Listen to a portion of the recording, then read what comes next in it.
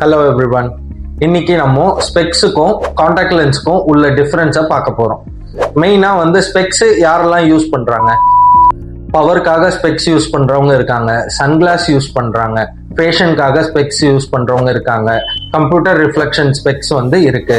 So இந்த மாதிரி நிறைய பேர் ஸ்பெக்ஸ் டிஃப்ரெண்டா யூஸ் பண்றாங்க. மோஸ்டா பவர் கிளாஸ் யூஸ் பண்றவங்க தான் காண்டாக்ட் லென்ஸும் அதிகமா யூஸ் பண்றாங்க. இப்போ ஏன் ஸ்பெக்ஸ் யூஸ் பண்றவங்க காண்டாக்ட் லென்ஸ் யூஸ் பண்ணணும்? என்ன நீட் இருக்கு?